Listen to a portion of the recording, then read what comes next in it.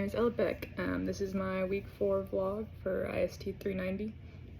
So me and Cardin and Marius are all in a group, and we chose to both interview Marius since he's from Rwanda, and he has some good insight for us on the life of an international student here. So the first question we asked is, how would you describe the difference between the expenses of an international student here at Westcliff versus a student who is from the United States? So there are many things that international students have to worry about that we as students from here do not. They have to worry about buying a car, how they're going to get transportation, whereas we could just bring our car from home and drive to the school. Another thing they have to worry about is working here. International students must live off their savings until they've been here long enough to obtain a work visa as well. The next question we had was, in your own experience, would you say that international students typically struggle more financially during their time studying here than students from the US do? So Marius said that this is definitely the case in his experience at least. So most international students, they come from families that are well enough off to send you to another country, and they have the facilities to provide for you. That's kind of sort of a requirement with the visa and the F1. But it's also the fact that they can't work here and support themselves. The next question we had is, do you see a trend in where those students who are international come from most often?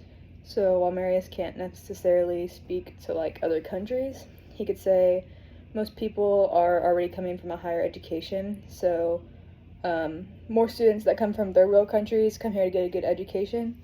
And as far as sports come, students typically come from other countries because college sports don't really exist in the same capacity. So it's typically just a matter of our education system is better supported here. The next question is, what is the hardest part of helping international students come to these schools in the United States? So for Marius, he said the most difficult part was obtaining a visa. You had to be vetted, and then you had to take a paper to your embassy, and they have to approve everything. So everything has to be verified. Your parents have to prove they will be able to financially support you, and that you'll actually be going to school here and not doing something else. So some students are not even able to obtain a visa, even though they were admitted to a U.S. school. The fifth question we had was, does the type of degree the students are pursuing change how difficult it is? For example, them going for a business bachelor's degree versus a doctorate. He says mentally and time-wise, this can definitely affect the student. He said at his previous school, he was studying civil engineering, and it took up most of his time. He had no time to make a living. He had to be completely focused on his studies. So it's much more difficult to study for 10 years and sustain yourself than just for 4. The next question we had was, how long is the process for a student who is international compared to students to transfer? So transferring from school to school should be easy, he said, but it's almost like transferring to applying for a whole new school. So you have to be sure your visa and your F1 form reflect the transfer, and on a personal level, it is difficult to find a new job. You may have already been settled in a job that could pay you under the table, or that's what a lot of students do, or make money that could qualify for your situation. The next question we had was, when determining the degree they want to pursue, does an international student qualify for more financial aid? So Marius said that international students don't receive any financial aid from the government, like from your FAFSA and stuff. They can only get scholarships from the school, which kind of leads into our next question, which is, why is it that sports seem like a window for international students to use to get to the United States? Sports typically come with some type of scholarships, so they can help international students pay for their schooling. But Mary said that there are some programs that help students get recruited in the United States, but they need to already have the talent. The program just kind of helps them facilitate that. If they're at that level, they already know that they want to play somewhere. They don't typically play the sport just to get to the United States, but there are programs that can help them with that. The next question we had was, in your own opinion, what would be the best idea for students coming to the U.S.? Work until they have some money and then go to school, or go to school and then work?